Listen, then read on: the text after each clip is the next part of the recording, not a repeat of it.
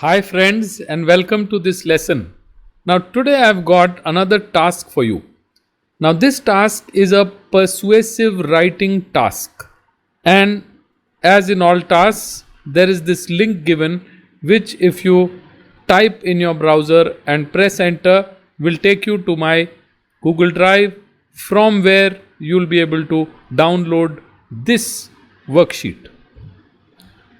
So friends, what is the job that you have to do? You have to write 300 to 500 words on one of the following topics. So now I am going to read out these topics, and I am also going to do a small explanation on each of them, and then you can use these topics to create your 300 to 500 words.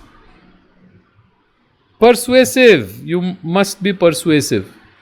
So the first topic, persuasive, we've already discussed in the last lessons.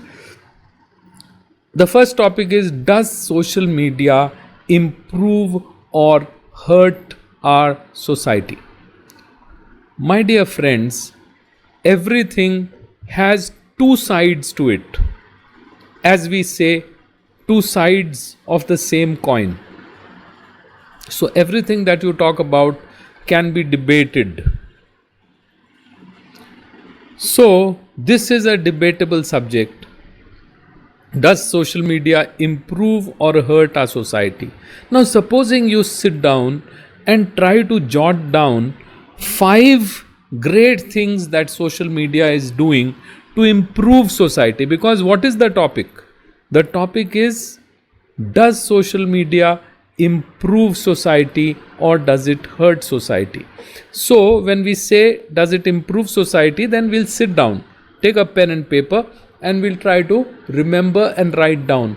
Okay, so can I write down 5 things or 5 ways in which social media improves our society?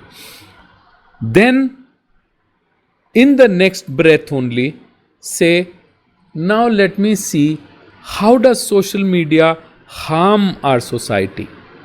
So if you think social media harms society, then you will have to write down 5-6 things where you see that social media harms society.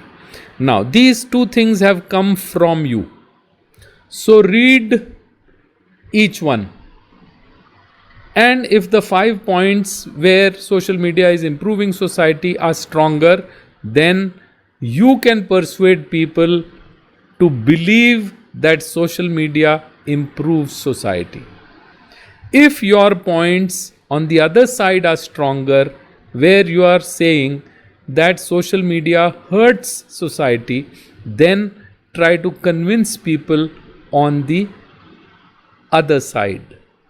Alright, so then you have to work on persuading people to believe that social media hurts society. So this is a very beautiful way of coming to know about your own mind, coming to know about your own perceptions, coming to know about your own thoughts, coming to know about what are the points of view that are floating around in your brain. So friends, we come to the next topic. The next topic is, many Indians watch a lot of reality TV shows. Is this a waste of time? So my dear friends, I am not debating whether television is a waste of time. I am not saying people who watch movies on television or OTT serials and such stuff, or news programs or sports, they are wasting time. No, I have categorized it very clearly. Are reality shows a waste of time? So what's a reality show? If you've not watched a reality show, then give you a small example. Here we have this Big Boss show, which I had watched, I think, many years ago. There was one season that we were following. That was maybe the first one. There was Rahul Roy, the actor who won that season. So probably it was the first. After that, I've never watched it. Maybe off and on, once or twice, one or two episodes somewhere. But nobody in my family watches reality shows. And because they hog so much of your time, so you have to now argue on either side. If I'm saying it's a waste of time for me, it doesn't mean it's a waste of time for you.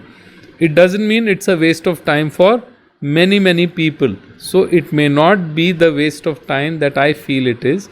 It may be entertaining, it may be something else. So come out with strong points to prove whether it's a waste of time or it's time well utilized. Now let's go to the next one. The next topic, friends, is with many people reading digital copies of books, are libraries necessary anymore? My dear friends, tell me, when did you last visit a library? When did you last borrow a physical book? I don't know. I only see students going to libraries and borrowing books. Earlier in our lives, when we did not have these digital books, I was also a member of several libraries. In fact, when I came to Delhi, I also became a member of the British Council, from where you could borrow CDs, you could also borrow DVDs, you could also borrow books. Today also, I am a member of the Digital Library of British Council. So I am a member and I am able to borrow books, I am able to borrow a lot of things. Now this is a very thought-provoking topic, and there would be arguments on either side. My dear friends, if too many books are printed, then it simply means too many trees are also cut. So you have to think about the topic, then you have to come out with your viewpoint. What is your viewpoint? So you should be able to persuade people to your point of view. Now this is a great skill. It would be used in meetings, in negotiations, in team meetings, board meetings, everywhere you use your persuasion to bring people to your side, to influence people to do what you would like them to do, or to request them to try and follow what you are trying to say. Now let's go to the next topic. Now friends, are you a fan of great music? I am. I love music. I also sing a little bit. So should anything be done to curb the rise in offensive lyrics in music? So I'm not just talking about English music or Hindi music or Punjabi or Haryanvi or Rajasthani. I am talking about music in general. And friends, a lot of music lyrics are offensive.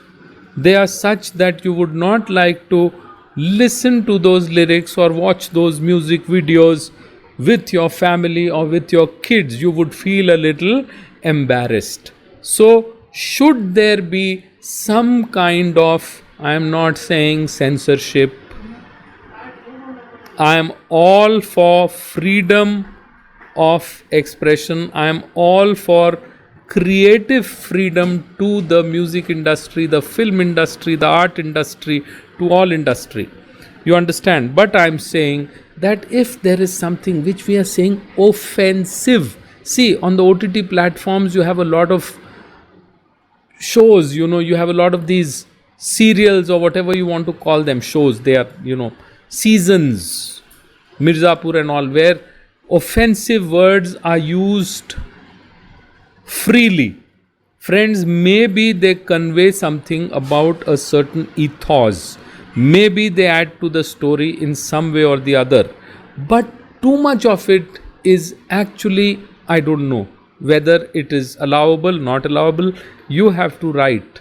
So you think about it. So that's how you should, charge your brain up and then agitate your thoughts and then start looking at things from different points of view. Now, what do you think about net neutrality? Net neutrality, friends, is nothing but treating everyone equally, where all content and everything is open to everyone. Everyone is treated equally. So net is neutral to people.